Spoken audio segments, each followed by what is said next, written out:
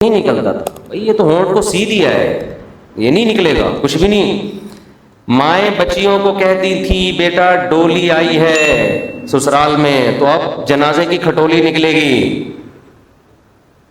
اب کیا نکلے گی؟ جنازے کی چارپائی اٹھے گی, ایسے نہیں آ جانا وہاں. آج تو ایسے پاگل ہوئے ہیں یار, کھوپڑی گھومنے کو نا کمال سمجھا گیا ہے. یعنی نوجوان آدمی فخر سے بتا رہا ہوتا ہے اپنے دوستوں کو کہ دوست کو کہہ رہا ہوگا تجھے تو پتا ہے تیرے بھائی کی کھوپڑی گھومتی ہے تو اسے کچھ سمجھ میں نہیں آتا. بھائی یہ تو گدھے ہونے کی علامت ہے, یہ کوئی انسان ہونے کی علامت نہیں ہے. تیرے بھائی کی تو کھوپڑی گھومتی ہے, پھر تو مجھے دیکھتا ہی نہیں ہوں.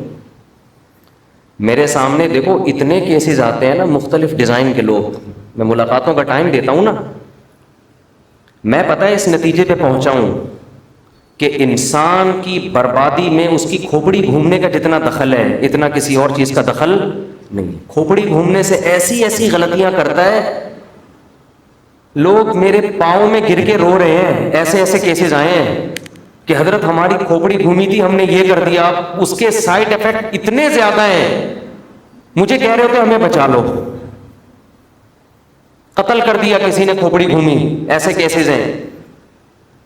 میں مبہم کردار کو مبہم رکھ کے واقعات سناتا ہوں تاکہ کسی کا ذہن نہ جائے. ایسے کیسز ہیں, کسی بات کوئی خبر ملی ایک دم ایکسائٹڈ ہو گیا, ایک دم جذباتی ہو گیا, اور پسٹل آج کل لوگ رکھ لیتے ہیں, آرام سے لائسنس بن جاتا ہے, لے جا کے بندہ مار دیا. بندہ مارنے کے بعد جو بندوں کی طرف سے اور اس کے رشتہ داروں کی طرف سے ری ایکشن آیا, اب وہ برداشت بولو نہیں ہو رہا. اب وہ پاگلوں کی طرح زندگی برباد ہو گئی. کیسز ہو رہے ہیں, پولیس الگ پکڑ رہی ہے, بھاگ رہے ہیں کبھی ادھر کبھی ادھر. اب سوچ رہے کہ یار اس وقت غصے میں قابو کر لیتے, جس بندے کو مارا اس کو مارنا بنتا تھا یا نہیں تھا یہ تو ایک الگ بحث ہے. آپ تو یہ دیکھو کہ مارنا اگر بنتا بھی ہے تو مارنے کے بعد جو ری ایکشن ہوگا وہ آپ برداشت کر سکتے ہو؟ وہ کیسے برداشت کرو گے آپ؟ آپ بس یہ دیکھ رہے کہ میں کام صحیح کر رہا ہوں. کام صحیح نہیں, کام کا آگے ری ایکٹ کیا ہوگا؟ تپڑ ہے آپ میں. طلاق میں بھی تو یہی ہوتا ہے. آپ یہ دیکھ رہے ہوتے ہیں اس بیوی کو میں طلاق دوں گا, یہ تو بالکل خراب, اس کو فوراً دے دو. دینے کے بعد جو ری ایکشن ہوگا, آپ کے بچوں کا کیا ہوگا, آپ آگے مسائل کھڑے ہوں گے, دوسرا رشتہ آپ کو چاہیے, یہ ساری چیزوں پہ غور کر لیا. لیکن نہیں جی, آپ کہاں غور کرو گے؟ آپ تو وہ ہو کہ آپ کی کھوپڑی گھومتی ہے تو آپ کو کچھ نظر نہیں آتا.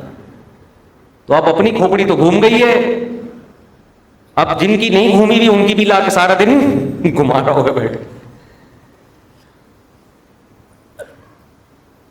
نبی صلی اللہ علیہ وسلم نے فرمایا نا, ایک صحابی کو بار بار یہ حدیث بیان کرتا ہوں کہ ان فیک خصلتین یحبہم اللہ ورسولہ, تمہارے اندر دو خاصیتیں ایسی ہیں جس کو اللہ اس کے رسول بہت پسند کرتے ہیں. یہ بار بار میں حدیث, مجھے اس حدیث کے بیان کرنے میں تو بڑا مزہ آتا ہے. ہمارے نبی کسی کے چہرے پہ تعریف کر رہے ہیں, حالانکہ نبی نے چہرے پہ تعریف سے منع کیا ہے, لیکن یہ اتنی پیاری صفات تھی ان صحابی کے اندر کہ نبی خود منع کرنے کے باوجود ان کے چہرے پہ تعریف کر رہے ہیں. بعض چیزیں ایسی ہوتی ہیں کہ عام قاعدے سے وہ مستثنی ہو جاتی ہیں. بھائی یہ تو ایسی خاندانی صفت ہے کہ یہ تو ہم بیان کریں گے تاکہ ان کی حوصلہ افزائی ہو, یہ چھوڑ نہ دیں. اور میں کسی کے چہرے پہ اس کی تعریف کروں, غلطی ہو سکتی ہے. بھائی ہم انسان ہیں, کوئی وہی تھوڑی ہے, ہمارا تجزیہ ہے, صحیح بھی ہو سکتا ہے اور غلط بھی. نبی جب تعریف کریں تو اسٹیمپ لگا دی. صحابی کتنا خوش ہوتے تھے نا جب نبی صلی اللہ علیہ وسلم کسی صحابی کے ان تعریف کرتے تھے نا, تو صحابی کا دل بہت باہ باہ ہوتا تھا. خوب سمجھ لیں, اپنی تعریف سن کے خوش ہونا یہ کوئی بری چیز نہیں ہے, یہ نیچر ہے انسان کی. اترانا یہ بری چیز ہے, اپنی تعریف سن کے چوڑے میں آ جانا کیا ہے؟ ابے بھائی آپ جب آج کل کسی کے سامنے اس کی تعریف کرو نا, کہہ رہے میرے پہ کوئی اثر نہیں پڑتا, کوئی میری تعریف کرے میری برائی کرے, اس کا مطلب تو گدھا ہے, تو انسان نہیں ہے. انسان پہ اثر پڑتا ہے, اس کی برائی کرو تو غصہ آئے گا, مطلب برا لگے گا اس کو, تعریف کرو تو اس کو خوشی. تو خوشی ہونا یہ نیچر ہے. ہاں بات یہ ہے کہ آپ اتنانا نہ شروع کر دیں اور اپنی اوقات نہ بھول جائیں. بعض دفعہ آپ کسی نے آپ کے سامنے تعریف کی, آپ میں یہ کوالٹی بہت اچھی ہے, اگر آپ میں واقعی ہے تو آپ بولو بھائی اللہ کا فضل ہے, اللہ کی دین ہے. اپنی اس نسبت کس کی طرف کر لو؟ اللہ کی طرف. اور دوسرا کام یہ کرو کہ اپنی برائیوں سے نظر نہ ہٹاؤ. آدمی اپنی تعریفیں سن کے اپنی خامیوں کو بھول جاتا ہے, یہ ایک خطرناک کام ہوتا ہے. تو اس لیے اگر کوئی آپ کی تعریف کرے تو ایسے لوگ اپنے سامنے رکھا کرو جو آپ کی برائیاں بھی کرتے رہیں, تاکہ بیلنس رہے. بیلنس تو بہت ضروری ہے نا. بیلنس ہی ختم ہو گیا کال کرنے کے قابل رہتے ہو آپ؟ یہ وہ والا بیلنس نہیں ہے, یہ دوسرا بیلنس. تو ایسے لوگ بھی رکھو, اگر کوئی تعریف کر رہے ہے تو آپ کی برائی بھی کر سکے. اب اس میں انسان کو اگر تکلیف ہوتی بھی ہے تو تھوڑی دیر برداشت کر کے سن لے, یہ سوچ لے کہ شاید یہ صحیح کہہ رہا ہو سکتا ہے یہ, اور آپ دیکھو گے, غور کرو گے تو لگے گا کہ واقعی یہ صحیح کہہ رہا ہے. تو خیر میں عرض کر رہا تھا کہ جو بھی سربراہ ہوتا ہے نا گھروں میں, یہ ہائپر ہونا, ہاں ہو ایک دم غصے میں پاگلوں کی طرح, تو یہ آدمی گھر بسانے کے قابل بولو نہیں ہوتا. اس لیے اللہ نے مرد کو ڈیورس کا حق بھی دیا, الفاظ بھی اس کو دے دیے زبان میں, اور اب کہہ دیا کہ یہ چلانا ہے, برداشت کرنا ہے. یہ طلاق کے الفاظ جذبات میں نکالنا خود اس کی علامت ہوگی کہ یہ آدمی گھر بسانے کے قابل نہیں, یہ پاگل ہے. تو میں وہ ایئر فورس والے کا واقعہ سنا رہا تھا نا. ہمارے دوست اب پتہ نہیں کہاں غائب ہو گئے, مارکیٹ سے شارٹ ہو گئے وہ. تو انہوں نے کہا کہ انٹرویو کے دوران مجھ سے پوچھا کہ آپ کی کوئی سسٹر ہے؟ میں نے کہا ہاں ہے. کہہ رہے میں اس سے شادی کرنا چاہتا ہوں. ایسے موقع پہ آدمی کی کھوپڑی, اگر کھوپڑی گھوم جاتی نا اس کا سلیکشن نہیں ہوتا. کھوپڑی کیسے گھومتی؟ او بھائی کیا باتیں کر رہا ہے, پاگل ہو گیا ہے مجھے ایئر فورس میں بھرتی کرانے کے لیے آئے, میری بہن کی بارے میں باتیں کر رہے ہو. انہوں نے مجھے بتایا کہ میں نے ٹھنڈے پیٹوں اس کی بات کو سنا. میں نے کہا سر میں رشتہ دینے کے لیے بالکل ایگری ہوں, لیکن ہمارے خاندان میں ایک شرط ہے رشتہ دینے کی. اس نے پوچھا کیا شرط ہے؟ کہہ رہے ہمارے یہاں وٹا سٹا ہوتا ہے. یہ مجھے واقعہ سنا رہے تھے. کہہ رہے سر ہمارے یہاں کیا ہوتا ہے, رواج ہے وٹا سٹا. سمجھ میں آئی؟ سلیکشن ہو گئی, کیونکہ انٹرویو لینے والے کو اس کی بہن سے کیا دلچسپی بھائی, کامن سینس کی بات ہے نا, وہ کیوں کرے گا؟ تو وہ یہاں وہ تو آپ کا مائنڈ چیک کر رہا ہے کہ کھوپڑی تو نہیں گھومتی. اندازہ ہو گیا بھائی اس کی کھوپڑی سیٹنگ پہ حاضر جواب ہے. ویسا نہ کوئی بھی آپ کی سسٹر کا رشتہ مانگے تو آپ وٹا سٹا لگا دو آگے سے. پہلے ہی شادیاں کم ہو رہی ہیں مارکیٹ میں اور ٹینشنیں کھڑی ہو جائیں گی.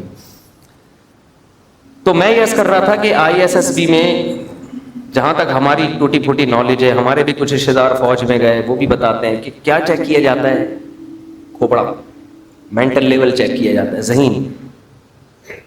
جو ماتحت فوجی ہوتے ہیں ان میں زیادہ ذہانت تو ان میں بھی چیک کی جاتی ہے کہ کچھ ہے بھی کہ نہیں, اندر سے بالکل خالی نہ ہو, لیکن بہت زیادہ مینٹل لیول ان کا اونچا ہونا ضروری نہیں ہے. تو اس سے اصول, دنیا کا بھی اصول, شریعت کا بھی اصول, کہ قیادت لیڈر بننے کا حق کس کا ہے؟ جس کے پاس دماغ ہے. جانوروں کے پاس دماغ بولو نہیں ہوتا, ذہانت نہیں ہوتی. دماغ تو ہوتا ہے, ذہانت نہیں ہوتی ان کے پاس. کیا مطلب؟ وہ اپنی مرضی سے نہیں کرتے کچھ, جو آپ ان کو سکھا دو گے اس پہ سیٹ ہو جائیں گے. جو آپ ان کو سکھاؤ گے اس پہ وہ سیٹ ہو جائیں گے. انسان ہے جو ہر وقت سوچتا رہتا ہے. اسی وجہ سے پوری کائنات اللہ نے مسخر کی ہے کس کے لیے؟ انسانوں کے لیے, کہ یہ سب تمہارے ملازم ہیں. سورج بھی, چاند بھی, ستارے بھی, جانور بھی, پہاڑ بھی, کتنے بڑے بڑے جسم ہیں, اور جاب کس کی کر رہے ہیں؟ ہمارے یہاں جاب. سورج ہمارے یہاں جاب کر رہے ہیں. آفس ٹائم ہے اس کا صبح 5 آج کل کیا ٹائم چل رہا ہے پتہ نہیں, 5:45, یہ آفس ٹائم ہے کراچی میں. 5:45 پہ اس کو رجسٹر میں حاضری لگانا بولو ضروری. اتنی بڑی چیز ہے یار, زمین سے لاکھوں گنا بڑا ہے. ہماری تو کوئی 5 روپے کی اوقات نہیں ہے سورج کے سامنے. تھوڑا سا قریب آئے تو پگھل کے مر جائیں ہم لوگ. یہ ایتھیس لوگ جو ملحد ہیں نا، یہ یہی تو اعتراض کرتے ہیں کہ مذہب کہتا ہے یہ ساری کائنات انسان کے لیے، تو کہہ رہے ہیں انسان کی تو 2 فٹ کی اوقات نہیں ہے اس میں. اتنی بڑی بڑی کائنات، اس میں زمین ایک ذرے کی حیثیت نہیں رکھتی اور اس میں انسان ایک چیونٹی کی، تو خدا اس انسان کو اتنا لفٹ کیوں کرا رہا ہے؟ یہ ایتھیس لوگ نا، ملحد لوگ اعتراض کرتے ہیں. اس اعتراض کا یہی جواب ہے کہ انسان کی جسامت کو نہ دیکھو. خدا کس کو فوکس کرتا ہے؟ انسان کے مائنڈ کو، دماغ کو. یہ بہت بڑے بڑے ہیں لیکن ان میں کھوپڑی، یہ لاسانی کے کٹے ہیں. دیکھو آپ کے ہاں ایک دبلا پتلا سا انسان آیا. میں ایک مثال دیتا ہوں ڈاکٹر ذاکر نائک کی. تھوڑے سے دبلے پتلے سے ہیں نا وہ. آپ کے ہاں ڈاکٹر ذاکر نائک آئے ملاقات کے لیے، اتفاق سے آ گئے، نوک کیا دروازہ، جی میں ڈاکٹر ذاکر نائک. آپ خوشی سے پاگل ہو جاؤ گے نا. ابے یار ڈاکٹر صاحب آپ پہلے تو دیکھو مجھے خواب تو نہیں آ رہا. یہی ہوگا نا بھائی، خواب تو نہیں آ رہا. جب یقین ہو جائے گا، لاتیں گھوسے اپنے خود مارو گے. گھر والوں سے بھی کہو گے آج لگا دو میرے 2-4، ٹھیک ہے نا، مجھے یقین نہیں آ رہا کہ میں سو رہا ہوں جاگ رہا ہوں. پھر آپ بٹھاؤ گے، اکرام کرو گے، سیلفیاں لو گے. اور آپ کے ہاں لاسانی کا اتنا بڑا کٹا آ گیا، بیل، بہت کھلا کھلا کے نے دیسی گھی پلا کے اس کو اتنا بڑا کر دیتے ہیں. آپ جاؤ ذرا ان کے فارم میں دیکھو، اس کو لفٹ کراؤ گے آپ؟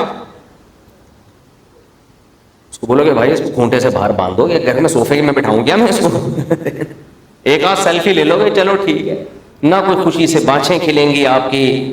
اب ایک آدمی کہہ رہے وہ ڈاکٹر صاحب جو اتنے دبلے پتلے سے، اتنے سے، ان کو تو اتنی عزت، اور یہ اتنا بڑا کٹا، اتنا موٹا، اس کی گردن اتنی موٹی اور اس کے مسلز اتنے زبردست، اس کو تو آپ لفٹ ہی نہیں کرا رہے.